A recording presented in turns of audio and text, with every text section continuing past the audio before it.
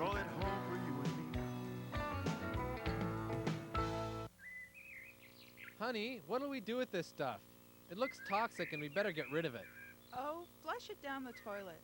Welcome to A Toxic Trip, the game where you're a toxic substance. Your mission, navigate through all the obstacles and find your way into the lake. And away we go, down the pipe. This first level removes sediment and large particles. How will you avoid the screens? Very good. Anything which dissolves can pass through this stage. This next stage treats biological waste with bacteria, which literally eat it up. But you aren't biological waste. In fact, you kill any bacteria which you come in contact with, just like your friends, acid, bleach, turpentine, pesticide, and many more. The final stage adds chlorine to remove the bacteria, but that doesn't make any difference to you either. And that's all there is to it. Wasn't that fun?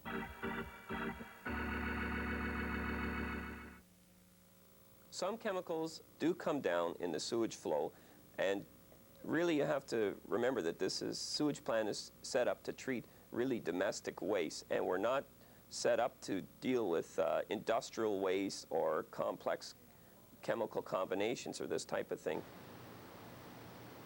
Really what it is a mechanical and biological process, meaning we grow a group or a culture of microorganisms, or bugs as some people might want to call them, and we literally feed them the bacteria or small particles that are contained within the sewage coming into the plant.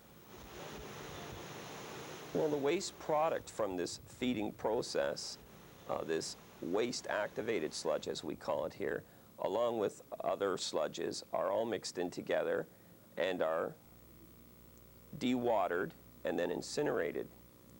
It's a burning process at high temperatures. Hopefully anything along the lines of a bleach or a contaminant or a toxic, as we would look at it or refer to it, would come in such minute quantities. Remember, we're discussing quantities here of 45 million gallons a day. If they came in large quantities, this is actually a great danger to the plant, because they could infect this culture of microorganisms that we have grown and could destroy it, and would destroy our ability to treat sewage. I don't know if the toilet's a good idea. Well, we could pour it down the storm sewer out back. A quick right, left, left again, right, and left. You win!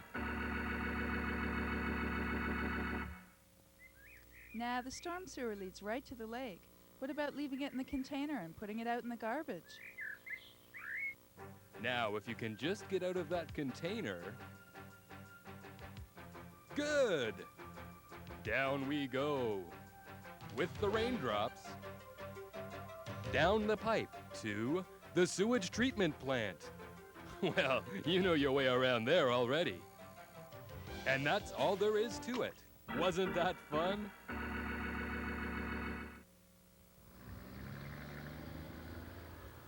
Currently, the landfill is receiving between about 6,000 and 7,000 metric tons a day, which is equivalent to approximately 600 or 700 trucks. We're encouraging people to separate what's deemed household hazardous waste, such as paints, and bring them to the landfill site separately, apart from the regular waste stream. That material is stored on site, and we hire a hazardous waste firm to collect the waste and dispose of it properly.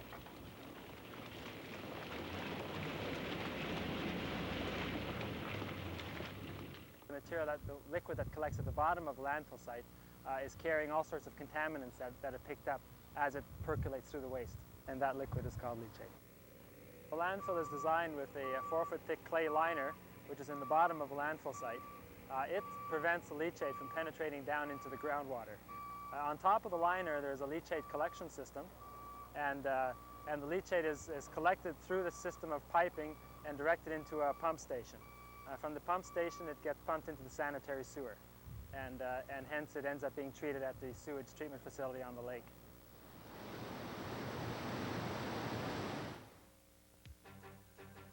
Hey, you're doing well, 100%. I guess you can get through just about anything. Really, the ideal solution to this problem would be to buy products that don't create a toxic waste problem. The ideal situation is to prevent creating hazardous waste so that you don't have to deal with them.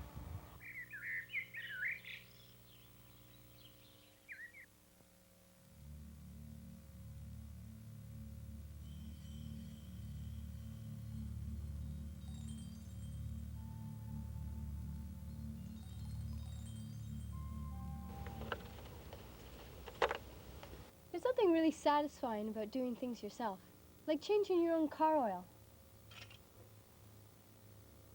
It's not really hard once you know what to do.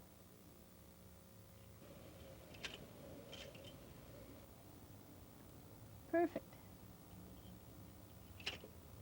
Now that this part of the job is done, I still have the job of getting rid of the 4 liters of dirty car oil. Some people will just dump it in a field somewhere, or they dump it down the drain, which is worse because that goes straight into Lake Ontario, and that affects the fish and the environment, and ultimately it gets right into our drinking water system.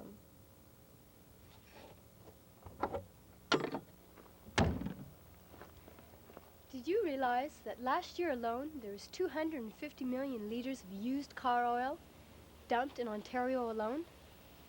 There are alternatives. I take my used car oil down to my local garage, and for a mere fee of $2, he'll take it away. And then I can rebuy it in products like this and use it again. I prefer it. And she likes it too.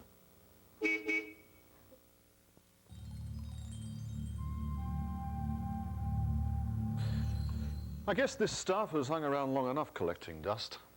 You know, it never fails to amaze me just how basements seem to clutter up themselves. Some of this stuff is pretty toxic too.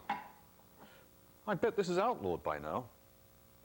Have you ever wondered what's really in these products? Well, I did some reading on that. This oil-based paint is obviously made of petrochemicals. But does that make it dangerous? Well, yes, it does. Probably the most harmful chemicals in this are formaldehyde, toluene, benzene, and various phenols. Not to mention the heavy metals, lead, cadmium, and so on. Paint strippers contain chlorinated hydrocarbons. So do paint, which, among other things, can cause liver damage. The problem with a lot of these chemicals is that they don't break down out there. In fact, they may become stronger and more concentrated through a process called bioaccumulation. Bioaccumulation is the reason why beluga whales in the St. Lawrence River are classified as toxic waste once they die. Poisons like mercury are absorbed by billions of microorganisms in small quantities. These, in turn, are eaten by small animals. These small animals gather in their bodies all the mercury they've acquired from the billions of microorganisms that they've eaten over the years. This process continues up the food chain until finally we reach the whales, which build up very high levels of certain toxins in their bodies. Anyway, back to paints. Now, you'd think that water-based paints would be friendlier to our environment. Well, to a certain extent they are. But latex paint contains toxic ingredients too. You see, commercially available latex paints contain a lot of chemicals we shouldn't be washing down the drain, although obviously we do. Among those chemicals is formaldehyde. Some other baddies in latex paint are methylsilicol and glycol ethers. They're absorbed into your bloodstream through the skin and can affect the central nervous system, kidneys, liver, and reproductive system. Frightening, eh? What makes matters worse is that these poisons are not only in the paint, they dissipate in the air when they're applied and can come out for years after. Now, You must all have had the experience of feeling dizzy after doing too much painting. Ugh. Well, it's those gases you've got to thank. And of course, nobody's really researched the effects of long-term exposure. So, who knows? Anyway, that's about enough bad news for one day. How about some good news for a change? Well, this line of paints and stains is imported from Europe and sold through 2 stores right here in Toronto. Actually, it's based on eucalyptus oil and citrus peel oil instead of petroleum. Now, the shelf life of this is not quite as long as petrochemical-based paints, but the effect is really rather nice. The cost per litre is a little more than the other stuff, but when you consider what the damage it does, then the economics really change. Besides, if we all start buying this alternative, the cost will soon come down to similar levels. It's really just a question of voting with your dollars. Oh, and by the way, the government is developing eco-logo standards, which are intended to identify environmentally acceptable paint products. The problem is, these standards do not eliminate the toxic compounds. They just set maximum limits, which are really quite lenient. In fact, the major manufacturers haven't had to change their premium paint formulas at all to qualify.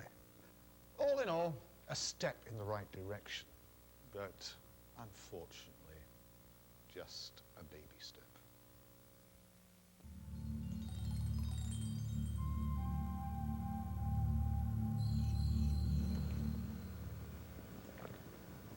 Some people think that toxic or poisonous substances are the result of heavy industry. But did you realize that some of the most common toxic elements can be found right in your own home? Take this kitchen, for example. I'm going to do an environmental audit for toxic cleaning substances, and I think you'll find the results surprising. I bet you're probably saying, why should I get rid of my cleaning substances? Because I need them. There's nothing else I can use. Well, I'm going to show you some alternatives to cleaning substances that are cheaper, better for the environment, and much better for your health. Here's something that most of us have around the house, window cleaner. It's made with ammonia, water, and blue or yellow dye. Thing is, ammonia has strong fumes which cause eye and skin irritation and get into your lungs. There's a simple and cheaper way to clean your windows and mirrors, and that's using good old vinegar. It's about 1/3 of the price. And you know what? It tastes a lot better on French fries. One of the most dangerous products found in the home is oven cleaner. This product contains sodium hydroxide, which is harmful for your lungs. For example, it says, avoid inhaling mist. I'm not really sure how you do that if you've got your head stuck in an oven trying to clean it. And while these cleaners are cleaning the oven, they're also scouring your lungs, and when they're thrown away, they hurt the environment. Why not use a little bit of baking soda, a good scrub brush, and a little bit of elbow grease? Here's another harmful product in the kitchen, and that's drain cleaners. Drain cleaners contain lye, which is corrosive, and it burns the skin. So just think about what we're pouring down the sink and what's going into our lakes. Some people have the attitude that once the job's done for me, all I have to do is get rid of the product. But what they're not using is common sense. The best thing to use to clean a drain is a plunger. It's safer, easier, and cheaper way than using liquids. If this won't work, then this definitely won't work. And what you have to do then is to call a plumber. The other thing to remember is to keep grease out of your drain and to also use a strainer. Silver polish is another product that costs a lot and can be replaced by a simple recipe. What you do is put your silver in warm water with some salt and a bit of aluminum and watch literally the tarnish jump from the silver to the aluminum. I don't know why anyone would spend hours scrubbing when there's an easier and safer way to do it. And for brass cleaning products too, there's a naturally based substitute that you can use. Abrasive cleaners for scrubbing tubs and tiles contain chlorine, ethanol, and other harmful ingredients.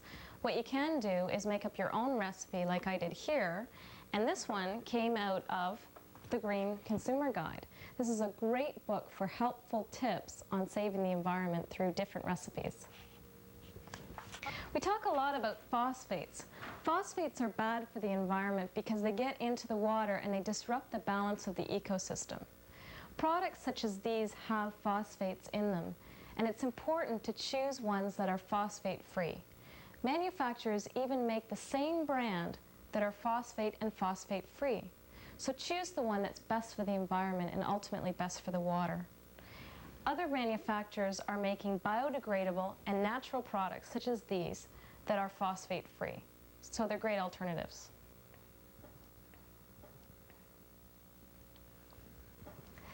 Before you go trying the alternatives, you have to make sure that the products that you have now are disposed of carefully. You can look in your Canadian Green Consumer Guide, or you can call Pollution Probe, which is an environmental organization who cares. So go for it. It doesn't take any more time or money to clean green.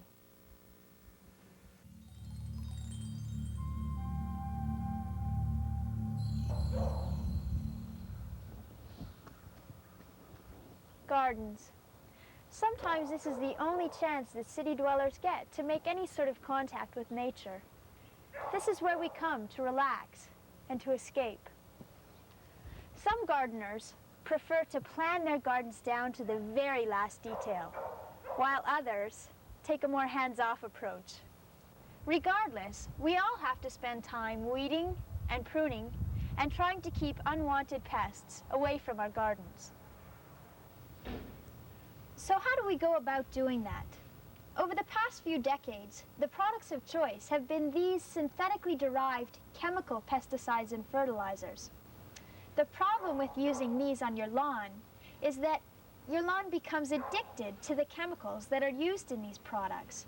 And what happens is when the use is discontinued, your lawn will no longer grow as green and healthy as it did before. Another problem is there's a question of the safety involved with these products. For instance, this particular product contains 2,4-D, which is a major component of Agent Orange, a defoliant used in the Vietnam War. As well, 2,4-D has been linked to cancer. The real problem is that these are poisons. Cannot be made non-poisonous. Avoid contact with eyes or skin. Avoid spray drift onto desirable plants. Avoid inhaling spray mist in contact with eyes, etc., etc. Do we really want to be spreading all of these poisons over our lawns and gardens? We have choices. These aren't the only solutions. The best solution is to have a healthy lawn. There are 4 basic steps to keep in mind when caring for a lawn organically. The first thing is to make sure that you water the lawn properly, which means giving it at least 2 hours worth of watering time when you do water your lawn. Otherwise, if you water for a shorter period of time, the water doesn't reach the roots of the grass plant, and so you get mold and mildew growing on top of your lawn, and all of the roots growing up towards the surface of the soil, creating thatch. The second most important thing is to make sure that you cut your lawn at the proper height, especially towards the drier summer months of July and August.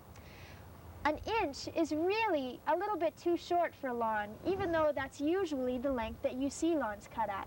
2 to 3 inches is a much better height to leave your lawn at. The third most important thing is to see if you can borrow or rent a soil aerator in the springtime.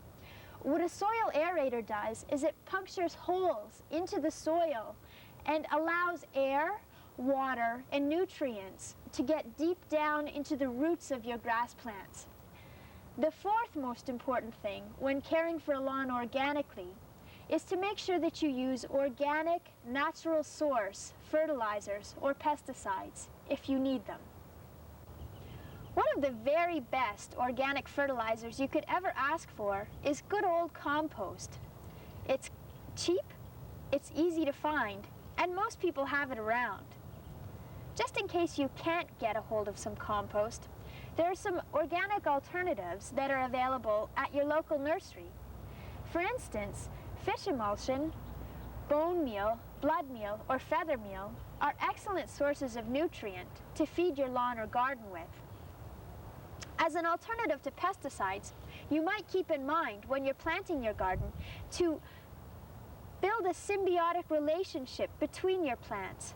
That is, have plants that will work together to keep certain bugs out of your garden. As well, if you're having problems in your lawn with pests such as white grubworms, then you can always use good old biodegradable soap flakes and just sprinkle a couple of handfuls across your lawn, and that should do the trick. If you feel like you need some more information, there are reams of books that are available at your public library, such as this one. This is a good one, How to Get Your Lawn and Garden Off Drugs. If you'd rather talk to somebody in person about it, there are a number of organizations that you can contact, such as Pollution Probe or the Toronto Environmental Alliance. It doesn't cost any more money to keep your lawn and garden organically. It doesn't take any more time, and when you think about it, organic methods have been around a lot longer than synthetic pesticides and fertilizers. The toxic trip doesn't end once you start it. But your home can make sure harmful substances never begin the trip. Don't buy them in the first place, or dispose of them at household hazardous waste depots, or call for the toxic taxi.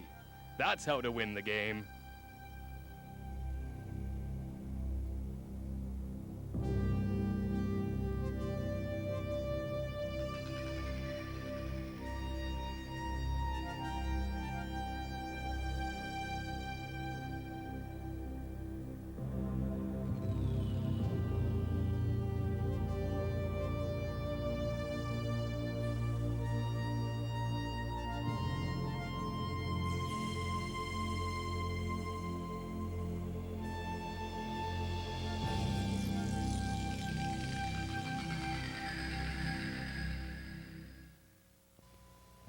You're watching Cable 10 Parkdale Trinity, your community television station.